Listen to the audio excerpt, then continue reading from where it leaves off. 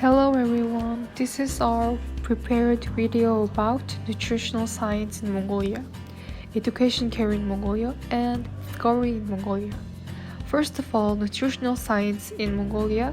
Traditionally, we have got a routine that we eat high protein and meat during the coldest winter and autumn, whereas also we eat dairy product in summer to clean our stomach so that it is good for health. However, these days we are using a lot of kind of foods, added salty, spice, sugar in our daily life. So that obesity is increasing in Mongolia. From that, nowadays a lot of kind of diet trends spreading over Mongolia. Their diet called keto is getting popular under women. Keto is very low carb, high fat diet that shares many similarities with the Atkins and low carb diet. If you take this diet only for 1 month, your body will shape as a great, get fit and be healthy. Others may say that kind of diet is like same, but other kind of diet is like Dukan diet is strict to follow. However, keto is not just an ordinary diet. It is lifestyle that you always be healthy and fit life.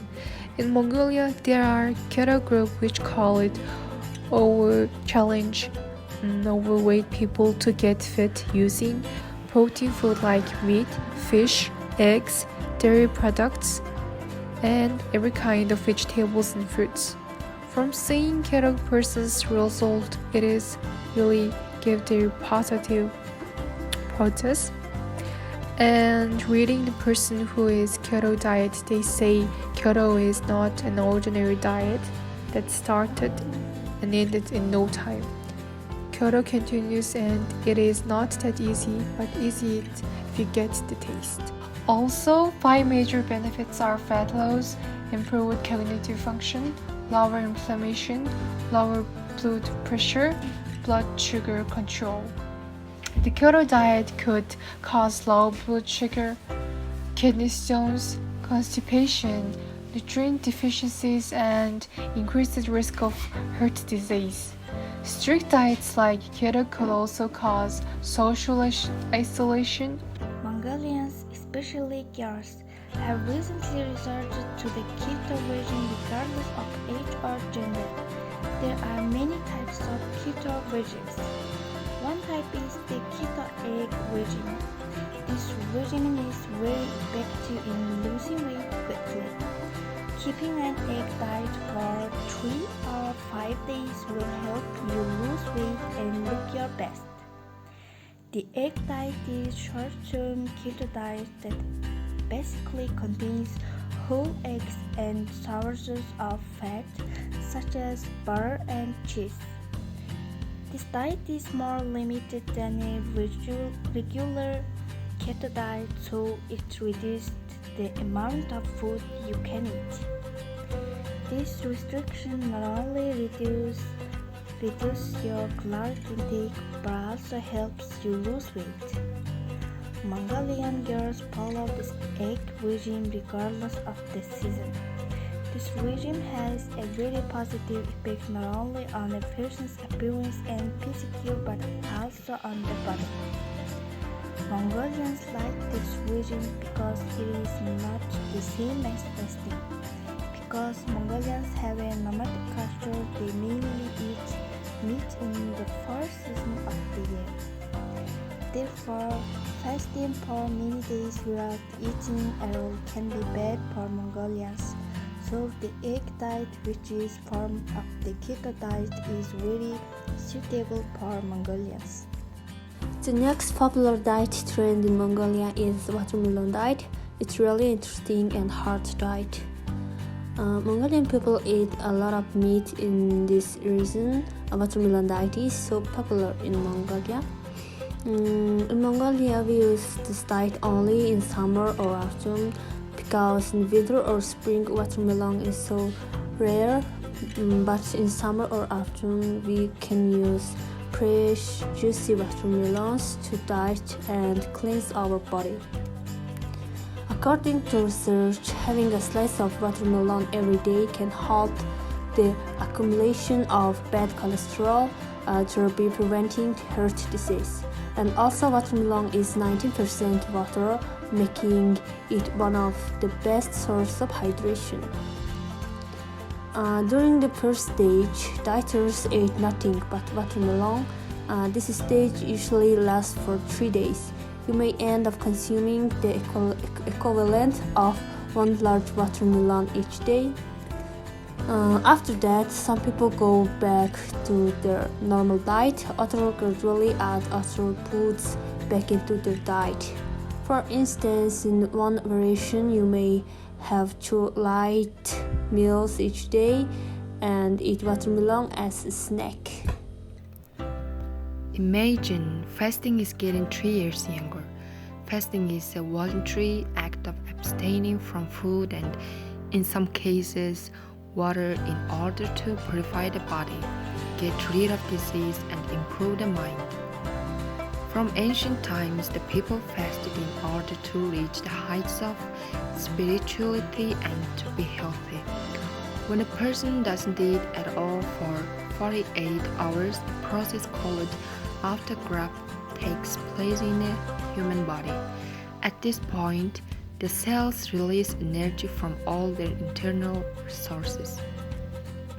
This is because the body uses this mechanism to create new cells, which in turn release abnormal proteins and damaged intracellular elements. With the help of autophagy, the cells are cleaned of infections and toxins that develop in them. The value of fasting has not diminished to this day. Long-term fasting is bad for human health, so try a 48-hour fasting. In my view, instead of losing weight with a variety of products, I needed to lose weight with a healthy lifestyle and detoxify my body. I wanted to organize a challenge with my friends to maintain a healthy diet. What about you? Did this video make you want to be slim using any diet? It sure did, but hold the thoughts. Before I forget, I have something interesting to share about an entirely different part of Mongolian culture. What do you think caused the unemployment of Mongolians? In my opinion, unemployment in Mongolia depends on poor quality education system. The external and internal environment of the school is very poor and there is a shortage of teachers and the quality of teacher education. There is also a lack of teaching materials, therefore quality staff is not trained. Oh, really? Speaking of unemployment in Mongolia, I would say this nation is consumer, not a producer nation. Regardless of the time you get graduated, your school and get a diploma, it is really hard to get a job that you have aimed after graduation. However, Mongolian infrastructure's policy government is elusive. We provide our consumption needs products import from another developed country instead of we make them by ourselves. Also, if there will be came out of medium enterprises, government will get customs by immediately. In the other words, they didn't support them enterprise. So this is the meaning that you ought to get job after graduation, but we can't say there is no more job left. It is favored that someone who is lucky to have few opportunity to get a job in this nation. Yeah, unemployment may occur because the government doesn't support small and medium enterprises and startups. Okay, hold that thought. By the way, one of the main reasons for unemployment in Mongolia is wages, in my opinion.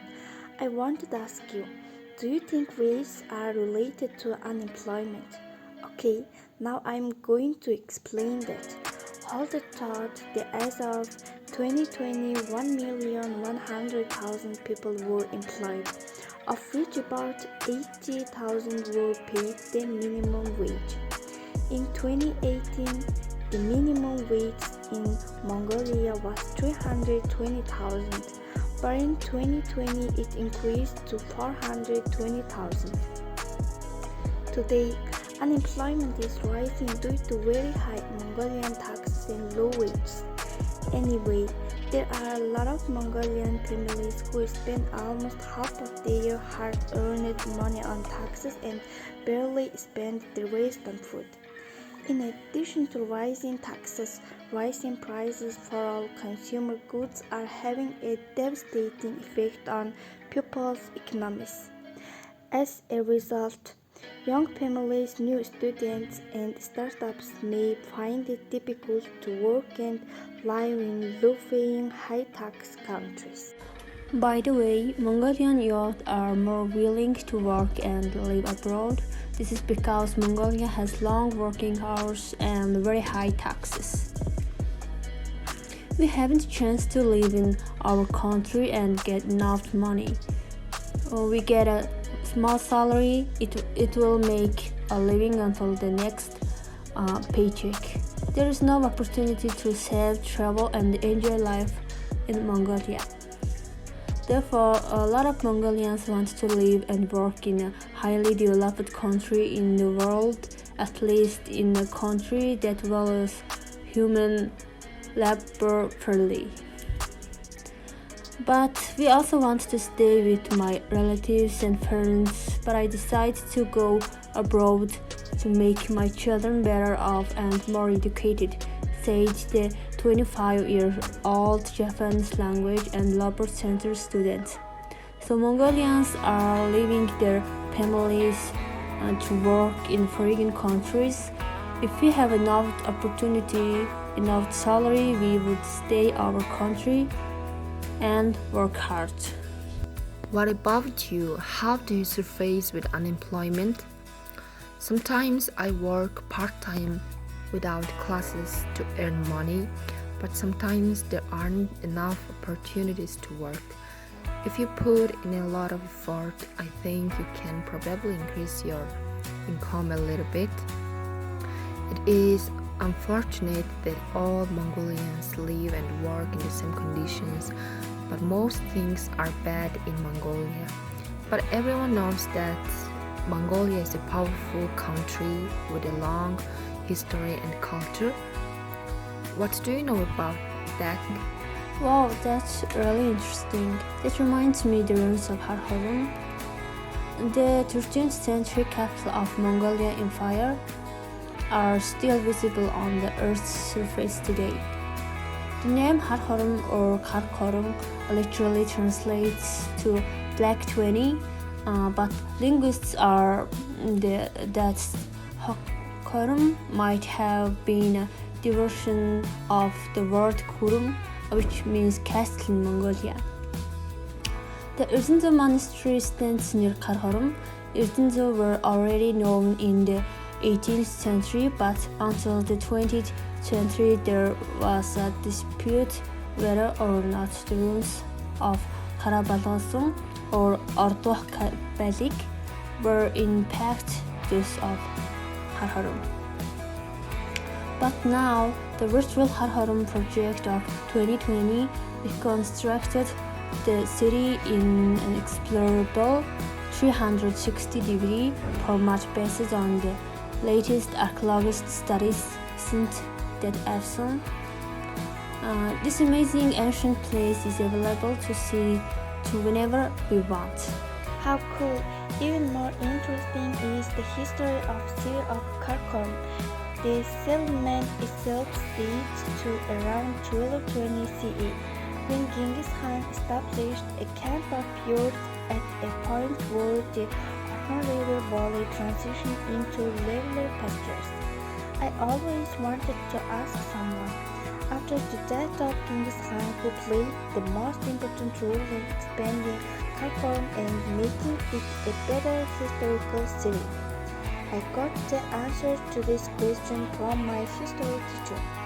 After Genghis Khan's death in 1227, His son successor Ogode built the city and raised around it, surrounding wall with 4 doors.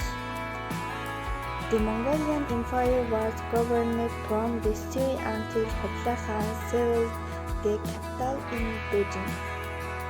In Karakoram, as it came to be known, Ogode and subsequent Khans constructed a lavish place and played host to diplomats, traders, Chinese artisans, Muslim merchants, and other travelers along the Silk Road.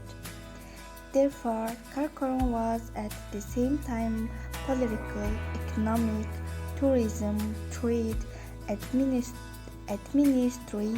and religious center and one of the largest forms of civilization. Is not that awesome?